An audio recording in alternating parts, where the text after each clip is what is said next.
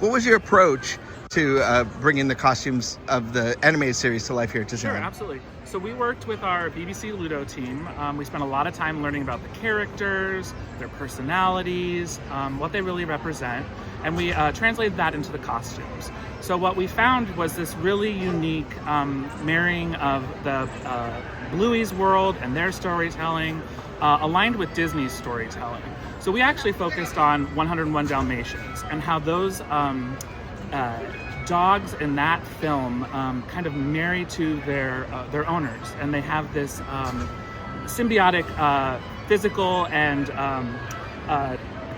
outfit-related relationship. So we focused on Bluey and her friends and her family, and that's how we translated their looks into the costumes.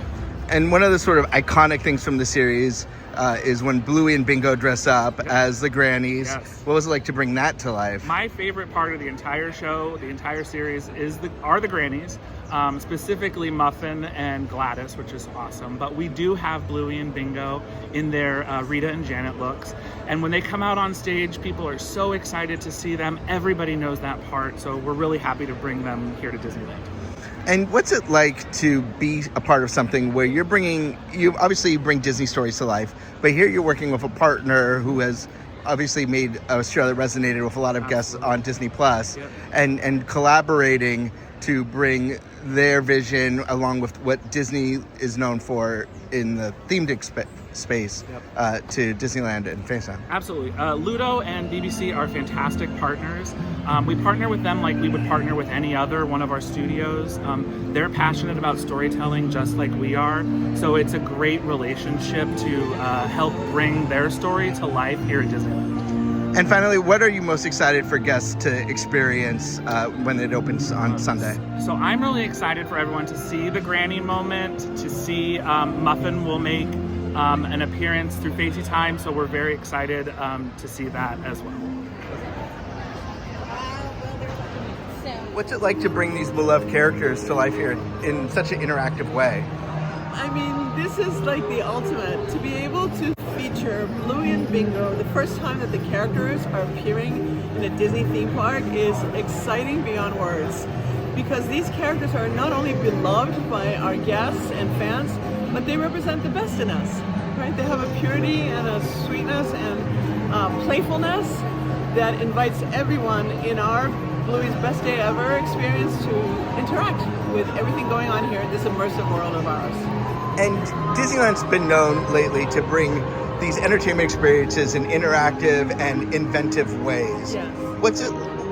Why do you think it's important for Disneyland to go beyond just a stage show and into something where you really feel it's part of the interactive experience of a theme park? Great question. I think Disneyland is a place where suspension of disbelief, as we say in the theater, starts the minute you walk through the turnstile. And we're moving more and more into interactive experiences like Bluey's Best Day and in this sort of 360, fully immersive world. Because we want kids to find that joy of play within themselves, and we want parents to join them in that playfulness. I think that technology is phenomenal, but it's also making us more sit back and use our phones or use our, watch TV. So this is sort of a live version of what happens in the Bluey episodes. And speaking of Bluey episodes, you have a lot of great details that go back to specific episodes, where it's the Grannies, Unicorns, Chatterbox. What was the research process like to ensure that you weren't just making it, with the broad strokes, but you're really getting for Bluey fans to feel that you understand what makes the show special? We spent months in research mode, right? We spent months just poring over, not only like watching episodes, but also sitting around the table with my team of Disneyland Entertainment, show director, the art director, costume designer. We all sort of worked out what is it about, where's the magic spot of this particular property, and how do we invoke and evoke it in the live world? And I think it was very inspirational because it gave us so many rich opportunities to do the gnome village, the barky boats, the fairy garden, to bring unicorns to life, Chatterbox. I mean, there's so many iconic characters and moments in the Bluey episodes that we fell in love with. It was almost harder to decide what not to feature than what to bring to life. And you really transformed this space, which has been around since the 80s and has had various different lives, from a dance club to a theater to a really immersive world. You feel the color palette. It feels like you're stepping into a Bluey episode. You know, so it's not just what you put on stage, but it's also the environment you created.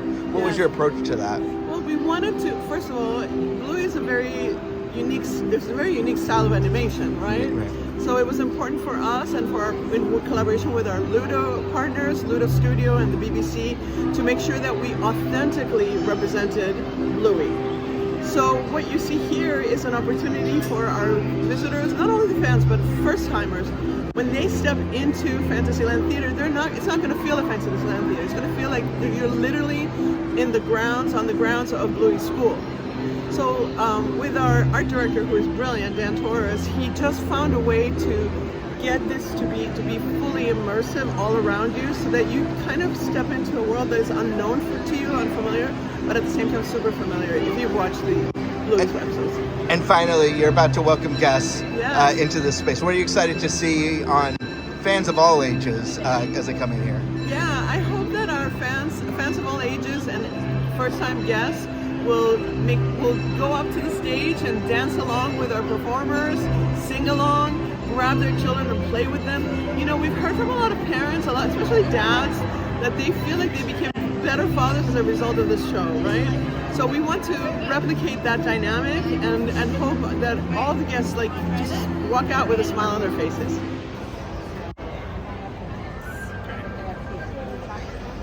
It won't open in there until. Okay. Okay, then they can go here.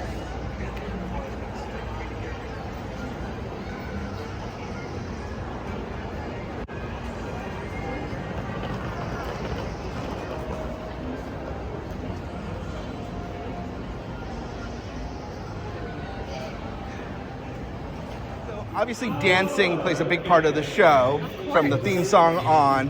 What was it like to work with a franchise that has dancing as core part of its identity? Well, dancing is a core part for me. As a dancer growing up, I just loved how invigorating it felt, and I'm so excited for our guests to experience that dance and play with Bluey and Bingo.